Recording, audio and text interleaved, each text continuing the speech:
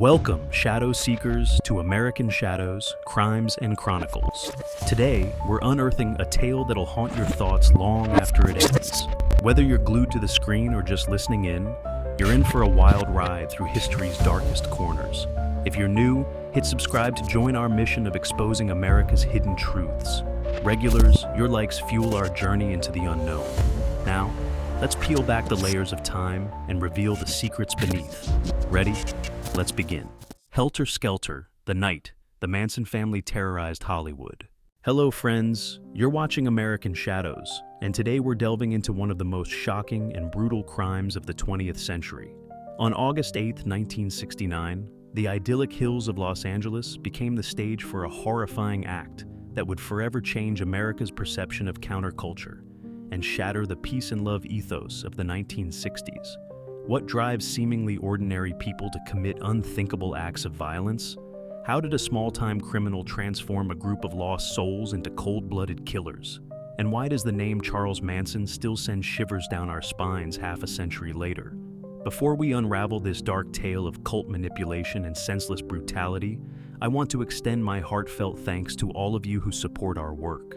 Your engagement fuels our passion for uncovering the shadowy corners of history. Now, let's step back to that fateful summer night in 1969.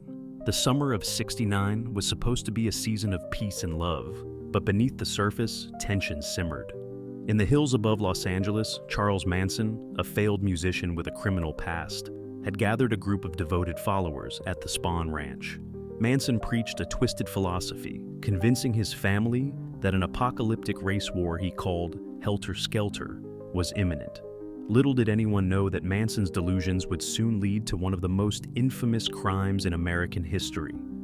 Picture, if you will, the elegant home at 10050 Cielo Drive, nestled in the exclusive Benedict Canyon area of Los Angeles. It's a warm August evening, and the house is alive with activity. The occupants, including 8.5 months pregnant actress Sharon Tate, wife of director Roman Polanski, are enjoying a quiet night at home. Tate, a rising star known for her beauty and talent, was eagerly awaiting the return of Polanski, who was in Europe working on a film. That evening, Tate hosted a small gathering with her close friends, Jay Sebring, a renowned hairstylist, and Abigail Folger, heiress to the Folger coffee fortune, and Folger's boyfriend, Wojciech Frykowski, a Polish actor. Also present was Stephen Parent, an 18-year-old visiting the property's caretaker. Little did they know that lurking in the darkness outside, a group of young people were about to unleash a nightmare. As the clock ticked past midnight, moving into the early hours of August 9th, 4 members of the Manson family, Charles Tex Watson, Susan Atkins, Patricia Krenwinkel, and Linda Kasabian, scaled the fence of the property. They had been sent by Charles Manson with explicit instructions: totally destroy everyone in that house, as gruesome as you can. What followed was a scene of unimaginable horror. The first victim was Stephen Parent, shot 4 times as he tried to leave. The killers then entered the main house, where they encountered Frykowski and Folger. A desperate struggle ensued, ending with Frykowski being stabbed 51 times, shot twice, and bludgeoned, while Folger was stabbed 28 times as she attempted to flee. Sharon Tate, heavy with child, pleaded for her life and that of her unborn baby. Her cries fell on deaf ears as she was stabbed 16 times. Jay Sebring, who tried to protect Tate, was shot and stabbed multiple times. Before leaving, Susan Atkins used Tate's blood to write "pig" on the front door, a chilling signature that would become infamous in the days to come. The brutality of the crimes was staggering, leaving even experienced detectives shaken when the scene was discovered the next morning. The murders sent shockwaves through Los Angeles and beyond. The seemingly random nature of the attack instilled fear and paranoia throughout the city.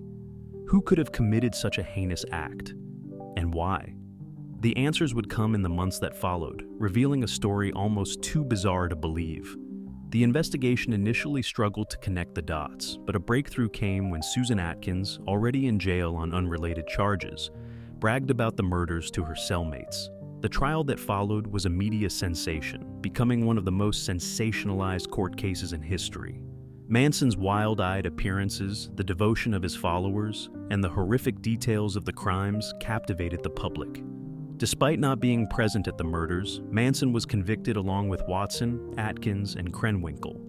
All received the death penalty, later commuted to life imprisonment when California temporarily abolished capital punishment. The Tate-LaBianca murders marked the end of the 1960s in more ways than one. They shattered the illusion of safety in wealthy enclaves and exposed the dark underbelly of the hippie movement. The crimes instilled a sense of paranoia and mistrust that would persist for years to come. Charles Manson became a twisted cultural icon, a bogeyman representing the worst excesses of the counterculture. The murders spawned countless books, films, and documentaries, ensuring that the tragedy would never be forgotten.